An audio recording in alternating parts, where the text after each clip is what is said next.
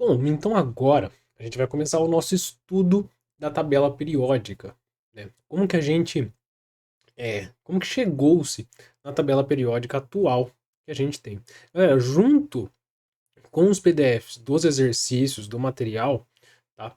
Tem o modelo ou a tabela para vocês usarem, tá bom? Para vocês verem. Tem duas tabelas, uma em preto e branco, padrão, aquelas que normalmente vêm em provas, em vestibulares para consulta, e uma com todas as informações contidas nela ali, tá certo? Mas a gente vai aprender cada detalhe da tabela periódica, interpretar a tabela periódica, tá bom? Então, vamos lá, começando pelo histórico dela. Galera, o histórico da tabela periódica teve muitos cientistas que tentaram organizar os elementos de algum jeito, tá bom? Começando com Dobereiner, lá em 1817 a 1829, tá? Foi mais ou menos nessa época aí, no século XIX. O que que ele falava? Ele falava para agrupar, ou ele agrupou os elementos de 3 em 3, de acordo com a sua massa, de acordo com a relação entre a massa de alguns elementos. Então, ele foi fazendo algumas proporções entre elementos e foi tentando agrupar. Ele agrupava de 3 em 3, baseado na massa atômica. Mas ficava muita lacuna, ficava muito. Não era tão preciso a ideia dele. Então, ela foi descartada logo em seguida que foi apresentada. Tá bom? Depois veio o parafuso telúrico de Chancortot. E o que ele falava lá em 1862, século XIX ainda? Ele organizou os elementos em ordem crescente de massa atômica, distribuindo numa hélice ou num cilindro com o formato de hélice. Por isso que fala parafuso. É como se fosse um parafuso com os seus degrauzinhos, ó, com os seus dentes, né? Beleza? E ele foi organizando por ordem crescente de massa atômica. Ó, conforme a hélice vai subindo, né, vai rodando, ia se aumentando a massa atômica do elemento e ia dando forma, sequência aos elementos. Tá bom? Mas que também não tinha muita relação, existiam algumas falhas nesse modelo e também foi descartada. Aí veio Newlands. O que Newlands falava? Ele organizava os elementos, ele tentou organizar os elementos. Ele era um apaixonado por música, ele era um cientista apaixonado por música. E ele tentou organizar os elementos baseado nas oitavas, como se fossem notas musicais. Tá? Ele organizava o elemento em sete e que o oitavo elemento tinha relações parecidas, propriedades parecidas com aquele primeiro. Ou seja, como se fosse uma oitava musical. Começa lá no Dó, vai até o Si, certo? Sete notas, ó. Do, Ré, Mi, Lá, Sol, Si. Nossa. Do, Ré, Mi, Fá, Sol, Lá, Si, Do. Ou seja, a oitava nota é igual à primeira, é o Do, certo? É a mesma coisa, a mesma ideia com os elementos. O oitavo elemento tinha relações, ou seja, tinha propriedades parecidas com aquele primeiro. E assim ele organizou, ó. Foi organizando em fileiras de 7 em 7.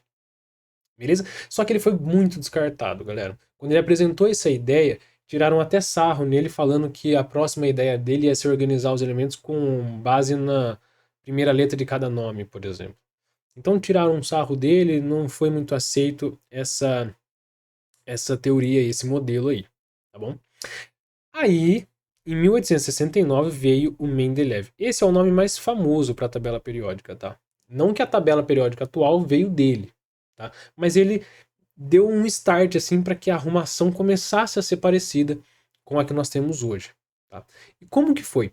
Ele organizou os elementos em ordem crescente de massa atômica. Todos eles, ó, o do Beheimer, o Chancortot, do parafuso telúrico, as oitavas de Newlands, todos eles foram baseados nas massas atômicas. Tá? E o Dmitri Mendeleev também foi baseado nas massas atômicas. Tá? Só que o Mendeleev ele já tinha diversos elementos, né? Já tinham descoberto, já havia conhecimento de diversos elementos. Então ele foi um dos primeiros a mexer com uma quantidade significativa de elementos e organizar eles de forma precisa, mais precisa.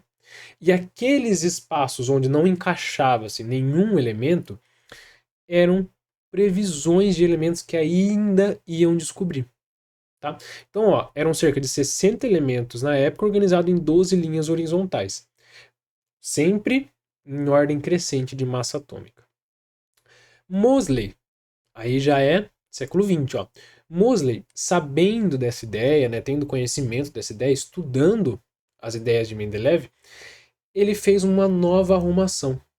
Dessa vez, ele organizou os elementos com ordem crescente de número atômico.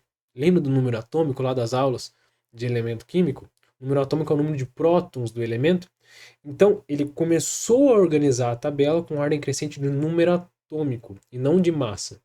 Você concorda que quanto maior o meu número atômico, maior a minha massa, certo? Lembra? Lembra que a massa de um elemento é igual a prótons mais nêutrons. E o que é o próton? Próton não é igual ao número atômico do elemento?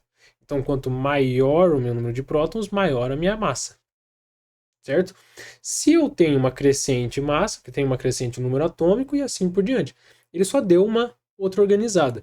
E aí chegou-se no modelo que nós temos hoje. É claro que ainda tinham muitas lacunas em branco. Tá? Existiam elementos que não tinham sido descobertos ainda. E esses elementos ficaram com um quadradinho ali em branco. Tá bom? Mas então a tabela passou-se por toda essa organização até chegar na tabela que nós conhecemos hoje, que nós vamos aplicar. Maravilha? Então, é só uma primeira introdução da tabela periódica, o histórico da tabela periódica, para a gente ter uma noção de como foi complicado, né, até chegar nessa que a gente conhece hoje em dia. Beleza?